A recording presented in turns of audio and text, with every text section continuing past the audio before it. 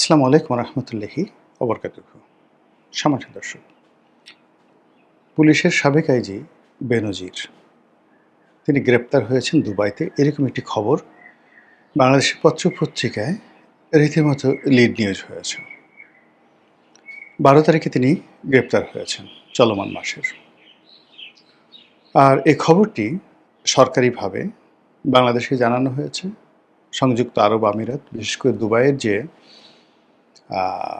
স্বরাষ্ট্র মন্ত্রণালয়, সেই স্বরাষ্ট্র মন্ত্রণালয়ের আবার যিনি প্রধান ব্যক্তি, যার নেতৃত্বে মূলত এই ইন্টারপোল পরিচালিত হয়, তো তার পক্ষ থেকে বাংলাদেশ সরকারকে জানানো হয়েছে যে তাকে গ্রেপ্তার করা হয়েছে, এবং এই বিষয়টি জাতীয় সংসদে স্বরাষ্ট্রমন্ত্রী সালাউদ্দিন কাদের সাহেব নিশ্চিত করেছেন। বেনজির সম্পর্কে বলবো, অন্যান্য বিষয় সম্পর্কে বলবো, তার আগে বলে নেই যে এই এত বড় একটা ঘটনা ঘটল, এজন্য সবার আগে মহান আল্লাহ রব্বুল আলমিনের কাছে শুকরিয়া আদায় করছি। ধর্মের কাল বাতাসে নড়ে। এই পৃথিবীতে কোনো মানুষ অন্যায় করে পার পায় না। কিয়ামতের বিচার পরে, আগে এই দুনিয়াতে বিচার হতে হবে, এবং বিচার হয়। প্রতিটি ঘটনা আমরা দেখলাম। আওয়ামী লীগ জমানাতে যারা অন্যায় করেছেন, অপকর্ম করেছেন, জুলুম করেছেন, অত্যাচার করেছেন, একটি লোক রক্ষা পাননি। আর এখন এত বিরূপ অবস্থা, সেই বিরূপ অবস্থার মধ্যেও আওয়ামী লীগ আমলে সৎ ছিলেন, অন্যায় করেননি। এই জমানাতে তাদের কিছু হয়নি, তারা দিব্যি ভালো আছেন। অনেকে সসম্মানে মারা গেছেন, অনেকে দুর্ভোগ পোহাতেই হয়নি।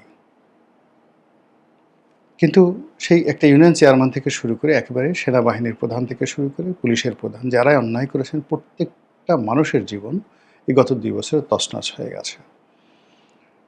এরপর কেন মানুষ অন্যায় করে, কেন মানুষ জুলুম করে, আমার মাথায় আসে না। যেটা বলছিলাম যে বেনজিরের যে গ্রেপ্তার, ব্যক্তিগতভাবে আমি খুশি হয়েছি একজন নাগরিক হিসেবে,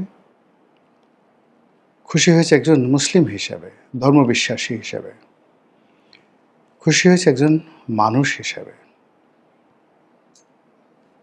একজন প্রধানমন্ত্রী ধরেন, একজন আইজি ধরেন, সেনাবাহিনীর প্রধান ধরেন, আর একজন কৃষক ধরেন, আসলে মানুষ হিসেবে আল্লাহর কাছে সবাই সমান। আল্লাহ কাউকে কৃষক বানান, কাউকে রাজা বানান, কিন্তু একই তাদের আকার এবং আকৃতি, তাদের চাহিদা, কামনা, বাসনা, তাদের শরীরের রক্ত, মাংস, হাড্ডি সব কিছু সেম। তো সেখানে আল্লাহর দয়ায় মানুষ যখন কোনো একটা বড় পর্যায়ে পৌঁছে গিয়ে কৃষকের উপর জুলুম করে, মজুরের অর্থ ছিনিয়ে নেয়, মজলুমকে তার দুর্বলতার সুযোগ নিয়ে তার সর্বশেষ যে সম্পদটুকু ছিনিয়ে নেয়, তখন আল্লাহর আরশের আজিম পর্যন্ত কাঁপতে থাকে। বেনজির এমন একজন মানুষ, মানে কখনো ছাত্রলীগ করেছেন, কখনো আওয়ামী লীগ করেছেন, বা হোয়াট ডাজ ইট মিন? ছাত্রলীগ করলো, আওয়ামী লীগ করলো, তাতে কি? তিনি ক্ষমতায় বসে যে কাজগুলো করেছেন, এটার একটা যৌক্তিকতা দেখান। একটি মধ্যবিত্ত, গোপালগঞ্জের একটি মধ্যবিত্ত পরিবারে তার জন্ম। এই পরিবারের যারা লোকজন, একমাত্র সে ছাড়া প্রায় সবাই সৎ, যোগ্য, এবং যে যার মতো করে জীবন নির্বাহ করছে। তারা বেনজিরকে পরিচয়ও দেয় না। বেনজির তার নিজের পরিবারের মধ্যে বলতে গেলে কুলাঙ্গার। ২ নম্বর হলো বেনজিরের যে কর্মকাণ্ড, বিভিন্ন কর্মকাণ্ড, বিশেষ করে তার স্ত্রীর কর্মকাণ্ডের কারণে বেনজিরের মা খুব কষ্ট নিয়ে মারা গেছেন। উনি জীবিত আছেন কিনা আমি বলতে পারবো না, সম্ভবত মারা গেছেন, কিন্তু উনি অনেক কষ্ট পেয়েছেন, এটা আমি জানি। এরপর তার যে ব্যক্তিগত জীবন, তার যে নারী লিপ্সা, তার যে অর্থ লিপ্সা, তার যে ক্ষমতা লিপ্সা, তার যে দাম্ভিকতা, সব মিলিয়ে সে দুর্নীতিবাজদের কাছে একটা আইকনে পরিণত হয়ে গিয়েছিল। এবং সে যেভাবে দাম্ভিকতা করে, এবং যেভাবে শেখ হাসিনার পতনের শেষ দিকে বাংলাদেশ ছেড়ে চলে গেছেন বুক ফুলিয়ে এয়ারপোর্ট দিয়ে, যদি তিনি ধরা না পড়তেন, তাহলে ধরে নেওয়া হতো যে অপকর্ম করে আসলে সবাই রক্ষা পেতে পারে। তিনি যদি ধরা না পড়তেন তাহলে বহু মানুষ বেনজির হওয়ার স্বপ্ন দেখত। কিন্তু তার এই যে গ্রেপ্তার, এই গ্রেপ্তারের ফলে প্রথমত তার অনুসারী যারা আছেন দলের পুলিশের মধ্যে, সকলের মধ্যে আতঙ্ক তৈরি হয়েছে। বেনজির মতো অন্য যে সকল দুর্নীতিবাজ পুলিশ কর্তারা ইন্টারপোলের মামলা মাথায় নিয়ে বিশ্বের বিভিন্ন দেশে ঘুরে বেড়াচ্ছেন। এর মধ্যে দুবাইতে অনেকে আছেন, আমেরিকাতে অনেকে আছেন। তাদের অনেকের মধ্যে আতঙ্ক দেখা দিয়েছে। একই সঙ্গে এই মুহূর্তে যারা দুর্নীতি করছেন এবং যারা বেনজির হওয়ার চেষ্টা করছেন, তাদের মধ্যেও আতঙ্ক দেখা দিয়েছে। এটি ইতিবাচক।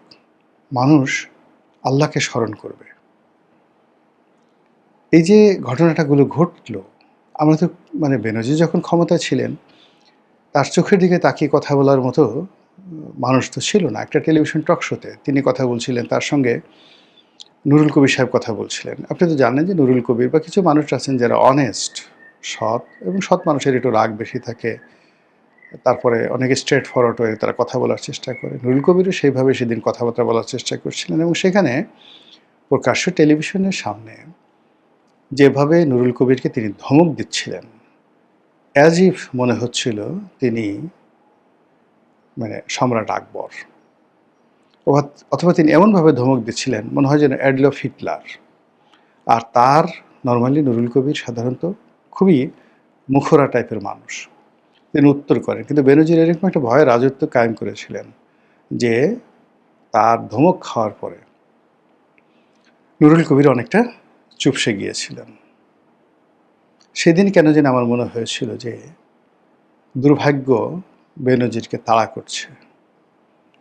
বেনজির সাহেবকে আমি ব্যক্তিগতভাবে চিনি, অনেক আগের থেকে চিনি, ঘনিষ্ঠভাবে চিনি। সম্পর্ক তার সঙ্গে আমার কখনো ভালোও ছিল না, কখনো খারাপ ছিল না, কিন্তু একটা অসাধারণ সামাজিক সম্পর্ক ছিল। তিনি আমার লেখা পড়তেন, তারপরে টকশো শুনতেন, সব মিলিয়ে মানে কিন্তু তার এই কর্মকাণ্ডগুলো কোনো অবস্থাতেই আমার এই তার সাথে যে আমার যে সম্পর্ক, এটি আমাকে আহ্লাদিত করে না।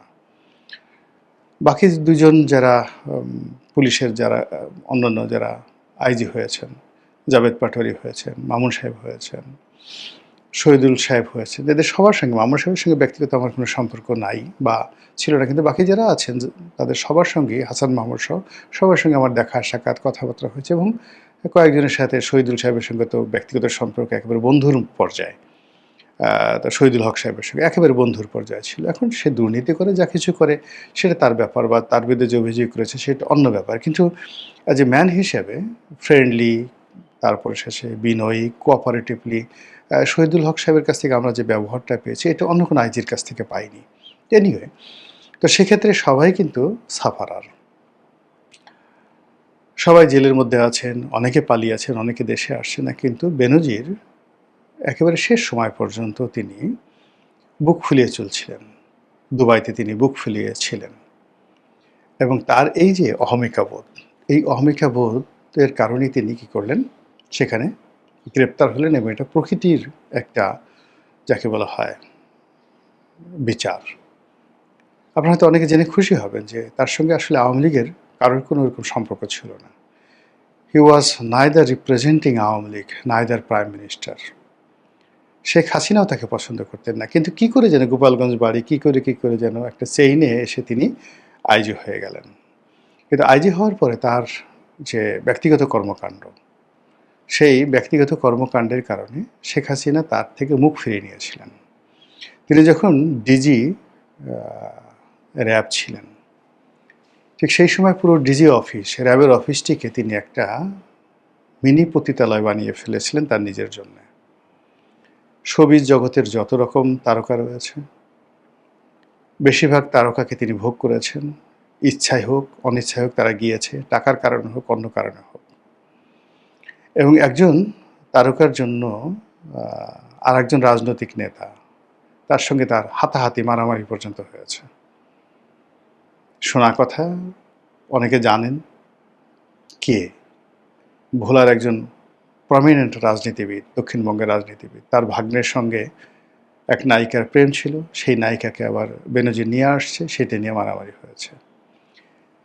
এর বাইরে শোবিজের আরেকজন নায়িকা, টেলিভিশনের নায়িকা, খুবই জনপ্রিয় নায়িকা, সেই জনপ্রিয় নায়িকার সঙ্গে তার যে নষ্টামি, সেই নষ্টামি কোনো ভদ্রলোক মানে পুলিশ বাহিনীকে রীতিমতো কলঙ্কিত করে ফেলেছে। এবং সেই নায়িকা মূলত ভারতের রয়ের এজেন্ট রূপে বারবার প্রকাশ্যে বেনজিরের শয্যাসঙ্গী হয়েছে।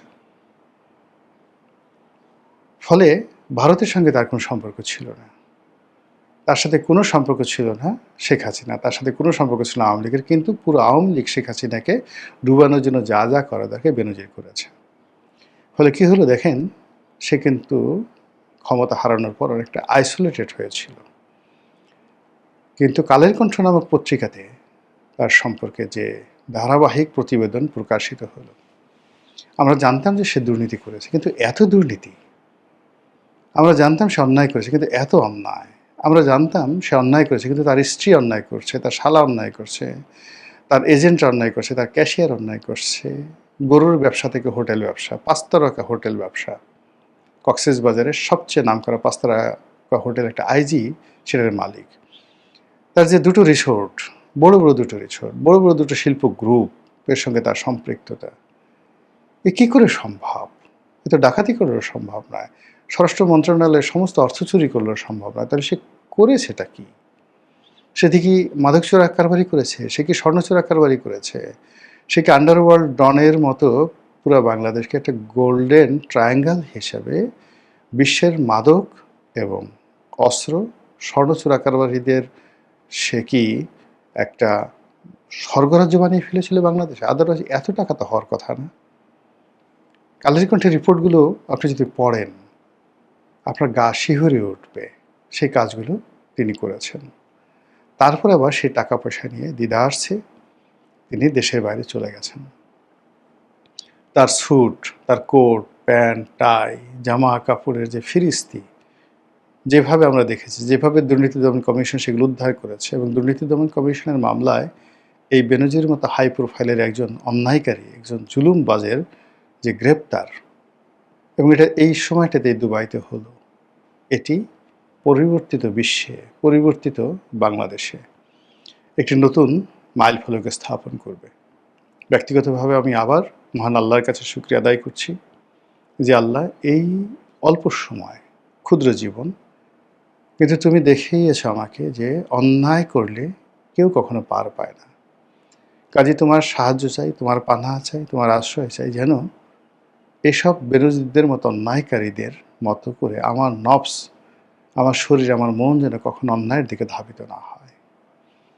আরও প্রার্থনা করি এই বেনজিরের ওসিলায়, আল্লাহ তুমি এই বেনজিরের রক্ত, বেনজিরের মন, মানসিকতা, চরিত্র থেকে আমাকে এবং আমার পরিবারকে রক্ষা করো, আমার সন্তান সন্ততি এবং বংশধরদেরকে রক্ষা করো। আমরা মানুষ হয়ে বেঁচে থাকতে চাই, আমরা বেনজির হয়ে বেঁচে থাকতে চাই না। আসসালামু আলাইকুম রহমতুল্লাহি ওয়া বারাকাতুহু।